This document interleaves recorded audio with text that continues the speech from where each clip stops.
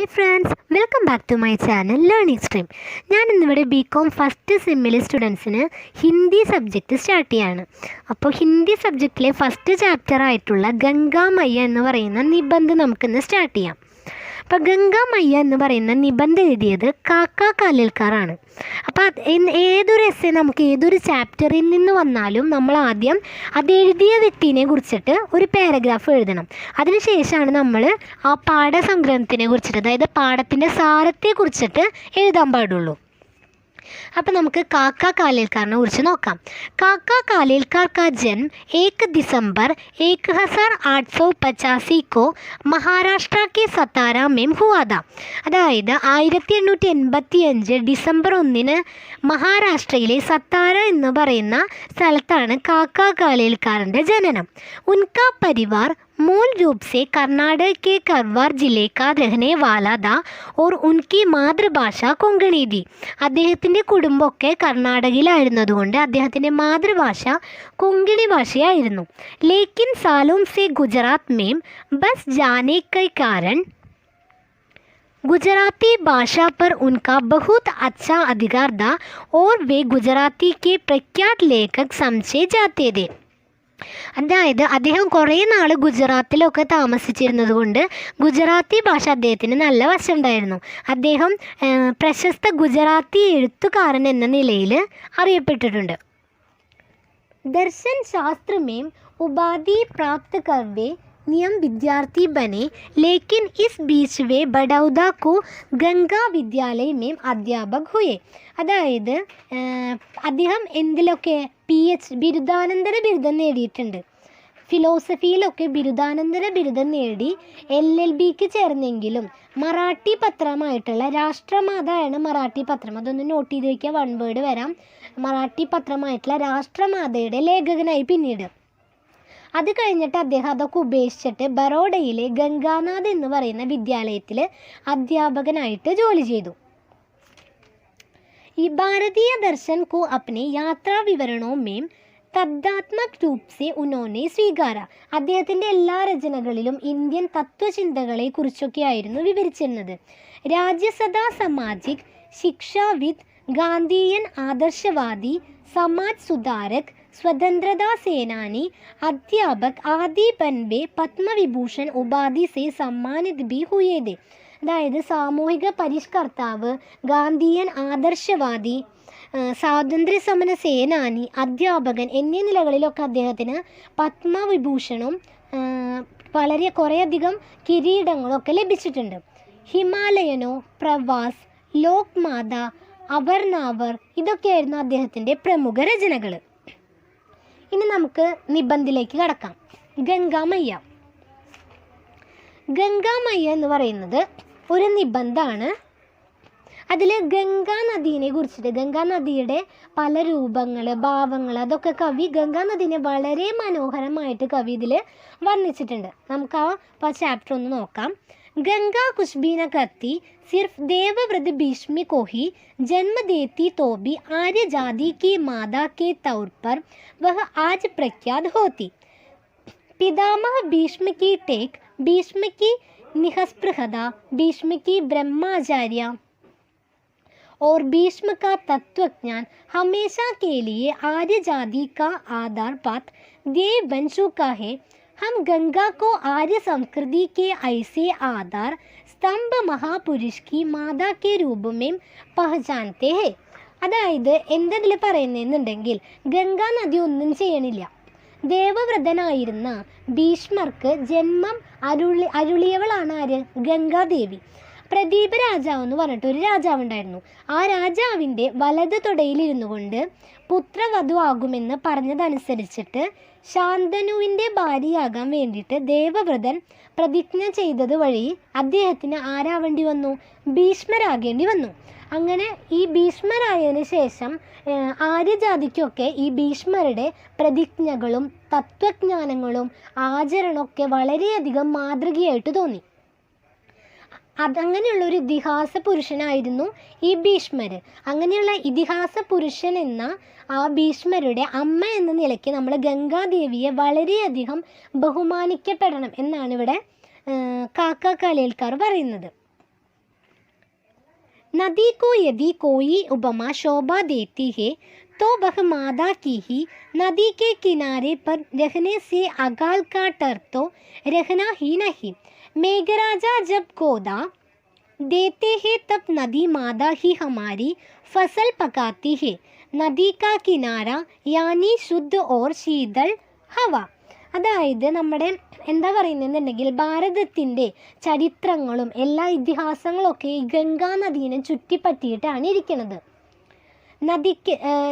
ഈ ഗംഗാ നദിക്ക് പര്യായപദമായിട്ട് അമ്മ എന്ന് പറയുന്ന വാക്ക് ആണ് ഏറ്റവും ഉചിതമായതെന്നാണ് ലേഖകൻ പറയുന്നത്. അമ്മ എന്ന് പറയുന്ന പദമാണ് ഗംഗാ നദിക്ക് ഏറ്റവും ഉചിതമായിട്ടുള്ള പദം. അത് മറികടന്ന് വേറൊരു പദം അവിടെ വെക്കാനായിട്ടില്ല എന്നാണ് ലേഖകൻ പറയുന്നത്. പിന്നെ പറയുന്നത് എന്താണെന്ന് വെച്ച് കഴിഞ്ഞാൽ നദിയുടെ തീരത്ത് എത്ര മഴ കുറഞ്ഞാലും മഴ എത്ര അവിടെയുള്ളവരെ ചതിച്ചാലും ആ ഗംഗാ നദിയിൽ എപ്പോഴും സമൃദ്ധമായിട്ട് കുറേ വെള്ളം ഉണ്ടായിക്കൊണ്ടിരിക്കും. അവിടുത്തെ പട്ടണങ്ങളിലുള്ളവരിലൊക്കെ എന്താണ് വളരെയധികം ആർഭാട ജീവിതമൊക്കെയാണ് അവിടെ പട്ടണങ്ങളിലുള്ളവരൊക്കെ നയിച്ചിരുന്നത്. നദി കെ കിനാരെ കിനാരെ घूमने जाइए तो प्रकृति के मातृवात्सल्य के अखंड प्रवाह का दर्शन होता है. नदी बड़ी हो और उसका प्रवाह दीर्घ गंभीर हो तब तो उसके किनारे पर रहने वालों की शान शौकत उस नदी पर ही निर्भर करती है. सचमुच नदी जन समाज की मादा है. नदी किनारे बसे हुए शहर की गाली गाली में घूमते समय एकांत कोने से नदी का दर्शन हो जाए तो हमें कितना आनंद होता है. कहाँ सागर का वह गंदा वायुमंडल और कहाँ नदी का प्रयत्न दर्शन, दोनों के बीच का अंदर फौरन मालूम हो जाता है. नदी ईश्वर नहीं है बल्कि ईश्वर का स्मरण कराने वाला देवता है. यदि गुरु को वंदन करना आवश्यक है तो नदी को भी वंदन करना उचित है. അതായത് ഇവിടെ എന്താണ് പറയുന്നതെന്നുണ്ടെങ്കിൽ നമ്മൾ ഏതൊരു നഗരത്തിൽ പോയി നോക്കിയാലും നമ്മൾ ഏതൊരു നഗരത്തിൽ ഭ്രമണം നടത്തിയാലും അവിടെ നമുക്ക് ഒരു നദിയുള്ളതൊക്കെ കണ്ടു കഴിഞ്ഞാൽ നമ്മുടെ മനസ്സിനൊക്കെ വളരെ സന്തോഷമാണ് അല്ലേ. അങ്ങനെ വളരെയധികം നമ്മൾ ഏതെങ്കിലും ഒരു ഗ്രാമത്തിൽ എവിടെ നമ്മൾ പോയി നോക്കിയാലും നമ്മുടെ അവിടെ ഒരു നദി കണ്ടു കഴിഞ്ഞാൽ നമുക്ക് മനസ്സിന് വളരെയധികം കുളിർമ തോന്നുന്നതാണ് ലേഖകൻ പറയുന്നത്. പിന്നെ പറയുന്നത് എന്താണെന്ന് വെച്ച് കഴിഞ്ഞാൽ നമ്മുടെ ഈ ലോകത്തുള്ള ഒരുവിധം എല്ലാ ജനങ്ങളും നദീനെ ആശ്രയിച്ചിരിക്കുന്നവരാണ്. പട്ടണത്തിലൊന്നും നദികളില്ല. അതുകൊണ്ട് തന്നെ അവിടെയൊക്കെ വളരെയധികം അഴുക്ക് നിറഞ്ഞിട്ടുള്ള സ്ഥലങ്ങളൊക്കെയാണ് പട്ടണത്തിലൊക്കെ. നദി എന്ന് പറയുന്നത് ഒരു സ്വച്ഛതയുടെ പര്യായപദമായിട്ട് ഇവിടെ ലേഖകൻ പറയുന്നുണ്ട്. പിന്നെ ലേഖകൻ പറയുന്നത് നമ്മൾ എന്താ പറയുക, നദീനെ ഈശ്വരനായിട്ടല്ല കാണുന്നത്, ഈശ്വരൻ്റെ സ്മരണ ഉണർത്തുന്ന ഒരു ദേവിയായിട്ടാണ് നമ്മളിവിടെ നദീനെ കാണുന്നത്. പിന്നെ നമ്മൾ ഗുരുവിനെ വന്ദിക്കുന്നതിന് പകരമായിട്ട് നദിയെ നമസ്കരിച്ചാൽ മതി എന്നാണ് ഇവിടെ ലേഖകൻ പറയുന്നത്. ആ ലൈൻ നിങ്ങൾ വളരെയധികം ഇമ്പോർട്ടൻ്റ് ആയിട്ടുള്ളൊരു ലൈനാണ്, അതൊന്ന് നോട്ട് ചെയ്ത് വെക്കുക. നദി ഈശ്വർ നഹിഹേ, നദി ഈശ്വരനല്ല, ബൽക്കി മറിച്ച് ഈശ്വർ കാ സ്മരൺ കരാനേ വാലാ ദേവതാ ഹേ, ഈശ്വരൻ്റെ സ്മരണ ഉണർത്തുന്ന ദേവിയാണ്. യദി ഗുരു കോ വന്ദൻ കർണ ആവശ്യക ഹേ, അതായത് ഗുരുവിനെ വന്ദിക്കൽ വളരെയധികം ആവശ്യമുള്ളൊരു കാര്യമാണ്. തോ നദി കോ ബി വന്ദൻ കർണ ഉചിത് ഹേ, അങ്ങനെ ഗുരുവിനെ വന്ദിക്കുന്നതിന് പകരമായിട്ട് നമ്മൾ നദിയെ നമസ്കരിച്ചാൽ മതിയെന്നാണ് ലേഖകൻ പറയുന്നത്. ഇപ്പം ഈ പറഞ്ഞ ലൈൻ വളരെ ഇമ്പോർട്ടൻ്റ് ആണ്, അതൊന്ന് മാർക്ക് ചെയ്ത് വെക്കുക അല്ലെങ്കിൽ സ്റ്റാർ പോയിൻ്റ് ഇട്ട് വയ്ക്കുക. यह तो हुई सामान्य नदी की बात, किंतु गंगा मैया तो आर्य जाति की माता है. അതൊന്ന് നോട്ട് ചെയ്ത് വയ്ക്കുക. ഗംഗാ മയ്യ തോ ആര്യ ജാതി കി മാതാ ഹെ, ഗംഗാ മാതാവ് ആര്യവർഗത്തിൻ്റെ മാതാവാണ്. ഞാൻ എല്ലാ ലൈൻസിൻ്റെയും മലയാളം അപ്പം തന്നെ പറഞ്ഞു പോകണില്ല, അങ്ങനെ പറഞ്ഞു പോകാനുള്ള സമയം നമുക്കില്ല. അതുകൊണ്ട് ഞാൻ വളരെ ഇമ്പോർട്ടൻ്റ് ഉള്ള ലൈൻസ് ആണെങ്കിൽ ആ ലൈൻ വായിച്ച് അപ്പം തന്നെ മലയാളം പറയുന്നുണ്ട്. ബാക്കിയുള്ളതൊക്കെ ഞാൻ കുറച്ച് വായിച്ചു പോയിട്ട് അതിൻ്റെ മലയാളം ജസ്റ്റ് ഒന്ന് പറഞ്ഞു പോകണുള്ളൂ കേട്ടോ.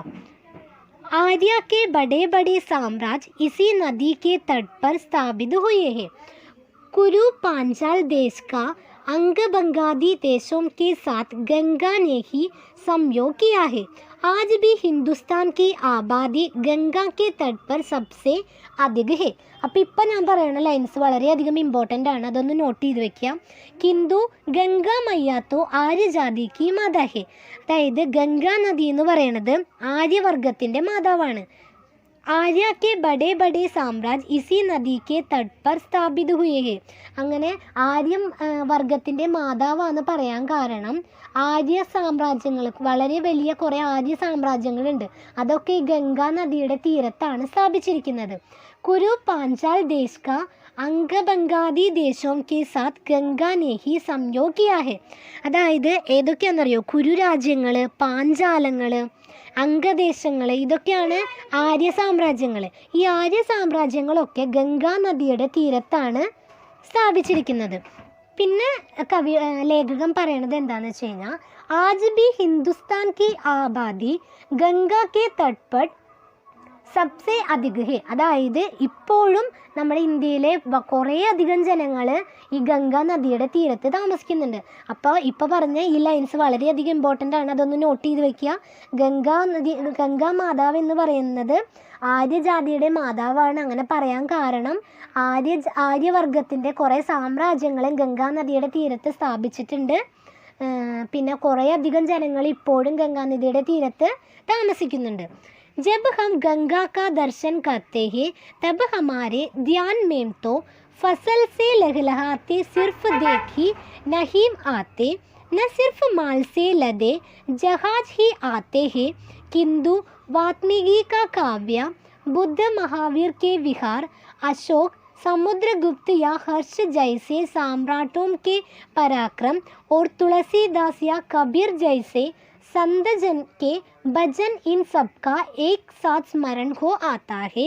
गंगा का दर्शन तो शैत्य पावनत्व का हार्दिक तथा प्रत्यक्ष दर्शन है. അതായത് ഇവിടെ എന്താ പറയുന്നതെന്നുണ്ടെങ്കിൽ, നമ്മൾ ഗംഗേനെ ദർശിക്കുന്ന സമയത്ത് അവിടെ കൃഷിയിടങ്ങൾക്കൊപ്പം നമ്മുടെ മനസ്സിൽ വ്യാസൻ്റെയും വ്യാസനും വാൽമീകിയും ഒക്കെ എഴുതിയിട്ടുള്ള കാവ്യങ്ങൾ ഓർമ്മ വരുന്നു. വ്യാസനും വാൽമീകിയും ഒക്കെ എഴുതിയിട്ടുള്ള കാവ്യങ്ങൾ ഏതാ? മഹാഭാരതവും രാമായണമൊക്കെ. അങ്ങനെയുള്ള കാവ്യങ്ങൾ നമ്മുടെ മനസ്സിൽ ഓർമ്മ വരും. പിന്നെ മഹാത്മബുദ്ധൻ്റെയും ജൈന മതസ്ഥാപകനായിട്ടുള്ള മഹാവീരൻ്റെയും അശോകൻ്റെയും സമുദ്രഗുപ്തൻ്റെയും ഹർഷൻ മുതലായിട്ടുള്ള പല സമ്രാട്ടുകളുടെ എന്താ പറയുക, അവർ കാണിച്ചിട്ടുള്ള കുറേ പരാക്രമങ്ങൾ, അവരുടെ സാഹസങ്ങൾ, ഇതൊക്കെ നമ്മുടെ മനസ്സിൽ ഓർമ്മ വരും. പിന്നെ തുളസീദാസ്, കബീർദാസ്, ഇതുപോലെയുള്ള അവരുടെയൊക്കെ ഒട്ടേറെ ഭജനകളുണ്ട്. അതൊക്കെ നമ്മുടെ മനസ്സിൽ ഓർമ്മ വരുന്നതാണ് ലേഖകൻ പറയുന്നത്. പിന്നെ പറയുന്നത് എന്താണെന്ന് വെച്ച് കഴിഞ്ഞാൽ, എന്താ പറയുക, നമ്മുടെ ശൈത്യത്തിൻ്റെയും പാവനതയുടെയും ഒക്കെ പ്രത്യക്ഷ ദർശനമാണ് എന്ത്? ഗംഗാമാത എന്ന് പറയുന്നത്. ഇത്രയും കാര്യങ്ങളാണ് ആ പാരഗ്രാഫിൽ പറയുന്നത്. അത് ജസ്റ്റ് അത്രയ്ക്ക് ഇമ്പോർട്ടൻ്റ് അല്ലെങ്കിലും എന്നാലും അത്യാവശ്യം ഇമ്പോർട്ടൻ്റ് ആയിട്ടുള്ളൊരു ഭാഗമാണത്. അതൊന്ന് നോട്ട് ചെയ്ത് വയ്ക്കാം. किंतु गंगा के दर्शन का एक ही प्रकार नहीं है. गंगोत्री के पास के हिमाचलित प्रदेशों में इसका गिलाड़ी कन्या रूप उत्तरकाशी की ओर. അതായത് ഈ അടുത്ത പാരഗ്രാഫിൽ ലേഖകൻ പറയണത് എന്താണെന്ന് വെച്ച് കഴിഞ്ഞാൽ, ഗംഗയ്ക്ക് പല രൂപങ്ങളുണ്ട്. ആ ഓരോ രൂപങ്ങളെ കുറിച്ചാണ് പറയുന്നത്. അതായത് ഗംഗോത്രി കെ പാസ് കെ ഹിമാചലിത് പ്രദേശോ മേം ഇസ്ക ഗിലാഡി കന്യാരൂപ ഹെ. അതായത് മഞ്ഞ് മൂടിക്കിടക്കുന്ന ഗംഗോത്രിയിലെ തുടക്കത്തിലൊക്കെ വളരെ വിനോദപ്രിയമുള്ള കാമരൂപമാണ് ഗംഗാനദിക്കുള്ളത്.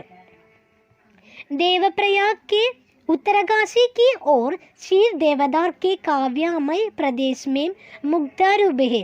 അതായത് ഉത്തരകാശിയിലെ പൈൻ ദേവദാരു എന്ന് പറയുന്ന വൃക്ഷങ്ങളുടെ പേരാണത്. പൈൻ ദേവദാരു അതുപോലെയുള്ള വൃക്ഷങ്ങളുള്ള കാവ്യാത്മകമായ ഭാഗത്തെത്തുമ്പോൾ ഗംഗയ്ക്ക് ഭർത്തൃനിഷ്ഠതയുടെ മുഗ്ധന നായികയുടെ ഭാവമാണുള്ളത്. देवप्रयाग के पहाड़ी और सांगरे प्रदेश में चमकीली अलनंदा के साथ उसकी आटकेलियाम लक्षण झूले की विकराल दष्टा में से छूटने के बाद हरिद्वार के पास उसका अनेक धाराओं में स्वच्छंद विहार कानपुर से सटकर जाता हुआ उसका इतिहास प्रसिद्ध प्रवाह प्रयाग के विशाल पट पर हुआ उसका कालिंदी के साथ का त्रिवेणी संगम, हर एक की शोभा कुछ निराली ही है। एक दृश्य देखने पर दूसरे की कल्पना नहीं हो सकती, हर एक का सौंदर्य अलग, हर एक का भाव अलग, हर एक का वातावरण अलग, हर एक का महात्म्य अलग. അതായത് ആ പാരഗ്രാഫിൽ കവി എന്താ പറയുന്നതെന്നുണ്ടെങ്കിൽ ഗംഗയ്ക്ക് പല രൂപങ്ങളുണ്ട്. അതായത് ഗംഗോത്രിയുടെ തുടക്കത്തിൽ ഗംഗയ്ക്ക് വളരെ വിനോദപ്രിയമുള്ള കാമരൂപങ്ങളുണ്ട്. ഉത്തരകാശിയിലെ പൈൻ ദേവദാരു വൃക്ഷങ്ങൾക്കിടയിൽ ഭർത്തൃനിഷ്ഠതയുടെ രൂപമാണ്. പിന്നെ ദേവപ്രയാഗിയിലെ മലഞ്ചെരുവിൽ അളകനന്ദയോടൊത്തിട്ട് ഗംഗാനദി പുളകമണിയുന്നു, അതായത് കൂടിച്ചേരുന്നു. പിന്നെ പറയണത് കാൺപൂരിനടുത്തു കൂടി ഒഴുകി പുണ്യതീർത്ഥമായിട്ടുള്ള പ്രയാഗിയിലെത്തിയിട്ട് ത്രിവേണി സംഗമത്തിൽ ഗംഗയുടെ രൂപം വേറിട്ടതാകുന്നു. അതായത് ത്രിവേണി സംഗമത്തിലെത്തുമ്പോൾ ഗംഗയുടെ രൂപം വളരെ വേറിട്ടതാകുന്നു എന്നാണ് പറയുന്നത്. ഈ ഓരോ ഘട്ടത്തിലുമുള്ള ഗംഗയുടെ വേറിട്ട സൗന്ദര്യം വളരെയധികം നമുക്കിതിൽ നിന്ന് മനസ്സിലാകുന്നുണ്ട്. അതായത് ഓരോ സ്ഥലത്തെത്തുമ്പോഴും എന്താ പറയുക, പൈൻ ദേവദാരു വൃക്ഷങ്ങൾക്കിടയിൽ മഞ്ഞു മൂടിക്കിടക്കുന്ന ഗംഗോത്രിയിൽ, പിന്നെന്താ പറയുക ദേവപ്രയാഗത്തിലെ മലഞ്ചെരുവിൽ, പിന്നെ ത്രിവേണി സംഗമത്തിലെത്തുമ്പോൾ ഒക്കെ ഗംഗയ്ക്ക് പല പല വേറിട്ട രൂപങ്ങളാണെന്ന്, വേറിട്ട സൗന്ദര്യമാണ് നമുക്ക് കാണാൻ പറ്റുന്നതെന്നാണ് ഈ ലേഖകൻ പറയുന്നത്. प्रयाग से गंगा अलही स्वरूपा धारणा कर लेती है. गंगोत्री से लेकर प्रयाग तक की गंगा वर्धमान होते हुए भी एक रूप मानी जा सकती है, किंतु प्रयाग के पास उससे यमुना आकर मिलती है. यमुना का तो पहले से ही दोहरा पाठ है, वह गेलती है कूदती, किंतु क्रीत सख्त नहीं मालूम होती. गंगा शकुंतला जैसी तपस्वी कन्या दिखती है, काली यमुना द्रौपदी जैसी माननी राजकन्या मालूम होती है. शर्मिष्ठ और देवयानी की कथा जब हम सुनते हैं. അതായത് ഇവിടെ എന്താ പറയുന്നതെന്നുണ്ടെങ്കിൽ ഗംഗോത്രിയിൽ നിന്നും പ്രയാഗ് വരെ ഗംഗ വിശാലമായിട്ട് ഇങ്ങനെ ഒഴുകിക്കൊണ്ടിരിക്കുകയാണ്. അവിടെ എത്തുമ്പോഴാണ് യമുനാ നദിയായിട്ട് ഗംഗ ചേരണത്. പിന്നെ പറയുന്നത് എന്താണെന്ന് വെച്ച് കഴിഞ്ഞാൽ ഗംഗ ശകുന്തള ജയ്സി തപസ്സി കന്യാ ദീകതി ഹേ. അതായത് ഗംഗ തപസ്സിനിയായിട്ടുള്ള സീതയാണെങ്കിൽ കാളി യമുന ദ്രൗപദി ജൈസി മാനിനി രാജകന്യ മാലൂം ഹോത്തി ഹേ. അതായത് യമുന കാളിമയുള്ള മാനിനി രാജകന്യയാണെന്നാണ് ലേഖകൻ പറയുന്നത്. അപ്പോൾ ആ പോയിന്റ് നോട്ട് ചെയ്ത് വയ്ക്കുക.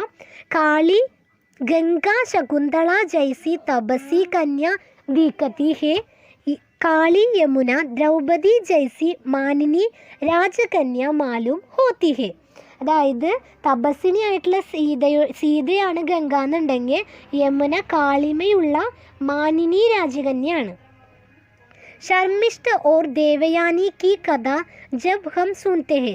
അപ്പം നമുക്ക് ഈ എന്താ പറയുക ഗംഗ തപസ്സിനിയായിട്ടുള്ള സീതയും യമുന കാളിമയുള്ള മാനിനി രാജകന്യാണെന്നാണ് ലേഖകത്തിൽ പറയുന്നത്. ആ സമയത്ത് നമുക്ക് ശർമിഷ്ഠ ദേവയാനിയുടെ കഥയാണ് ഓർമ്മ വരുന്നതെന്ന്. हिंदुस्तान में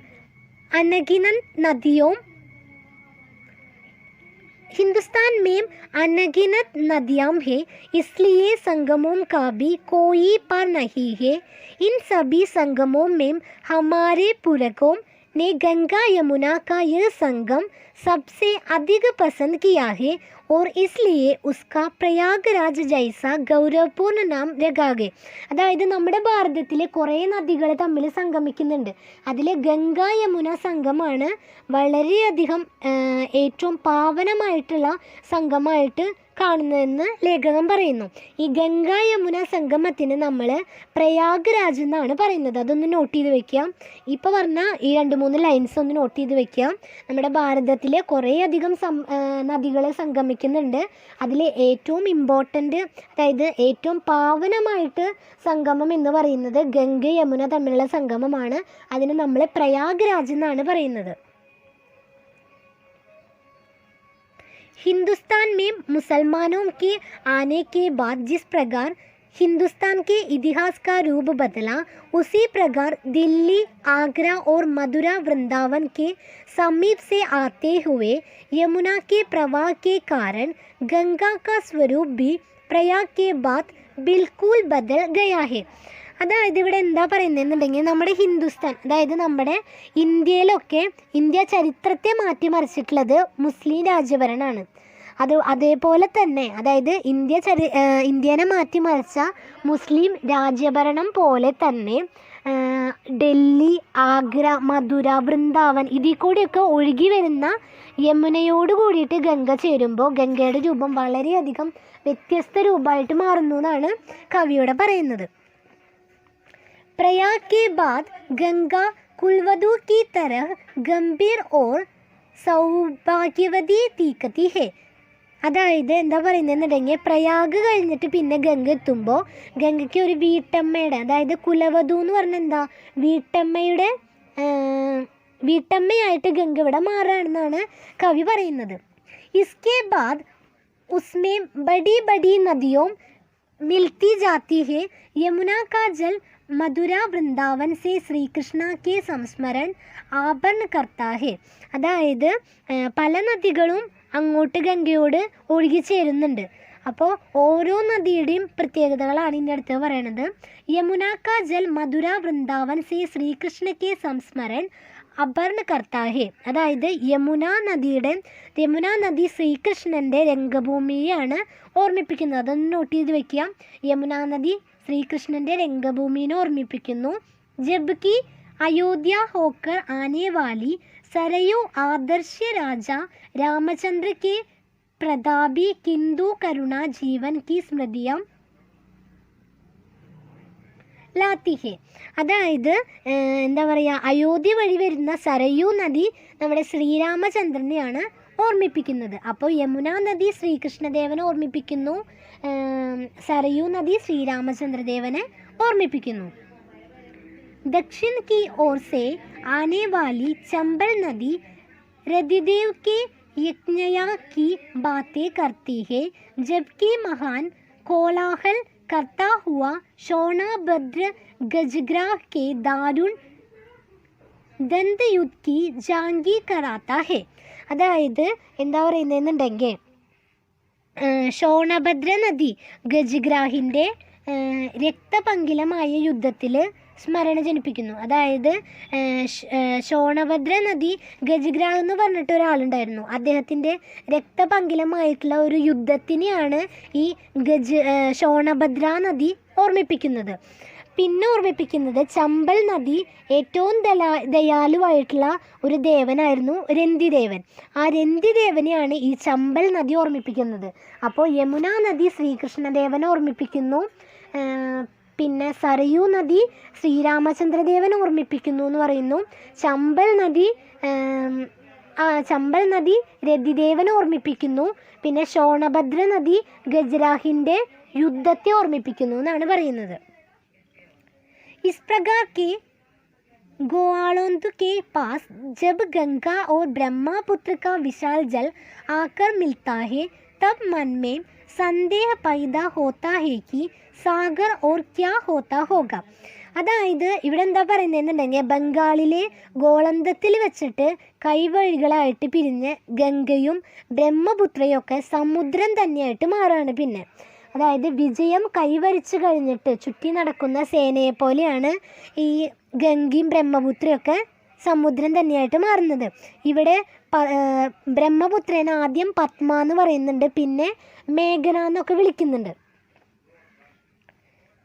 यह अनेकमुखी गंगा कहाँ जाती है, सुंदर वन में बेंद के झुंड उगाने या सागर पुत्र के वासना को तृप्त कर उनका ഉദ്ധാർ കർണേ. അതായത് ലാസ്റ്റ് പാരഗ്രാഫിൽ പറയുന്നത് എന്താണെന്ന് വെച്ച് കഴിഞ്ഞാൽ ഗംഗയുടെ കരയിലെ ചൂരൽ വളരെയധികം സമൃദ്ധമായിട്ട് വളരുന്നു.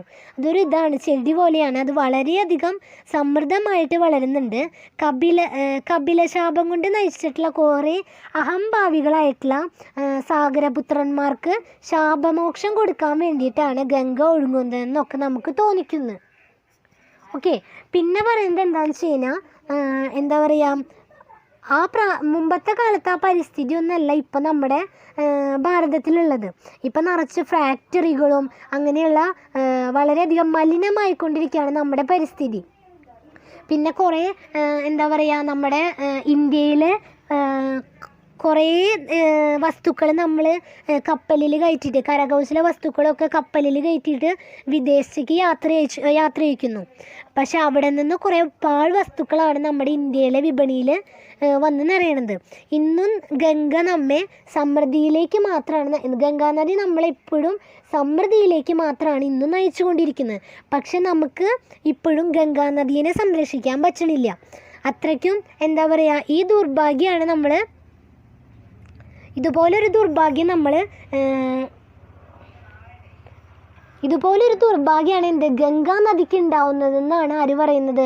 ലേഖകൻ പറയുന്നത്. ഇതുപോലൊരു ദുർഭാഗ്യമാണല്ലോ നിങ്ങൾക്ക് ഉണ്ടാവുന്നതെന്ന് ഗംഗാ നദിയോട് ലേഖകൻ പറയാണ്.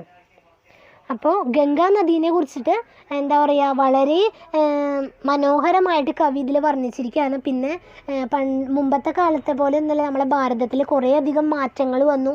ഗംഗാ നദി വളരെയധികം മലിനമായിക്കൊണ്ടിരിക്കുകയാണ്. അങ്ങനെയുള്ള കാര്യങ്ങളൊക്കെയാണ് ഈ ചാപ്റ്ററിൽ പറയുന്നത്. അപ്പോൾ ഇത്രയും കാര്യങ്ങൾ നിങ്ങൾ നന്നായിട്ട് നോക്കുക. ഈ വീഡിയോ മുഴുവനായിട്ട് കാണാൻ. നിങ്ങൾക്ക് ഈ വീഡിയോ ഇഷ്ടപ്പെടുകയാണെങ്കിൽ നിങ്ങൾ നിങ്ങളുടെ ഫ്രണ്ട്സിന് ഷെയർ ചെയ്യാനും എൻ്റെ ചാനൽ സബ്സ്ക്രൈബ് ചെയ്യാനും കമൻറ്റ് ബോക്സിൽ എന്തെങ്കിലും പോരായ്മകൾ, ഇപ്പോൾ ചെറുതായിട്ട് എന്തെങ്കിലുമൊക്കെ മിസ്റ്റേക്കുകൾ എനിക്ക് വന്നിട്ടുണ്ടാവും. കാരണം ഈ ടെക്സ്റ്റ് ബുക്കിൽ വളരെ ചെറുതായിട്ടാണ് ഈ ലെറ്റേഴ്സൊക്കെ എഴുതിയിരിക്കുന്നത്. അപ്പോൾ എനിക്കത് പെട്ടെന്ന് വായിച്ചു പോകുമ്പോൾ ചില മിസ്റ്റേക്കുകളൊക്കെ വന്നിട്ടുണ്ട്. അതൊക്കെ ഒന്ന് ക്ഷമിച്ചിട്ട് എൻ്റെ കൂടെ എൻ്റെ ജേണിയിൽ എപ്പോഴും എന്നെ സപ്പോർട്ട് ചെയ്യുക. അപ്പോൾ എന്തെങ്കിലും മിസ്റ്റേക്കുകളൊക്കെ വന്നിട്ടുണ്ടെങ്കിൽ, ഇനി എന്തെങ്കിലും പോയിൻറ്റ്സ് ആഡ് ചെയ്യേണ്ടതായിട്ടുണ്ടെങ്കിലൊക്കെ കമൻറ്റ് ബോക്സിൽ കമൻറ്റ് ചെയ്യുക. അപ്പോൾ നമുക്ക് അടുത്ത വീഡിയോയിൽ കാണാം. Thanks for watching.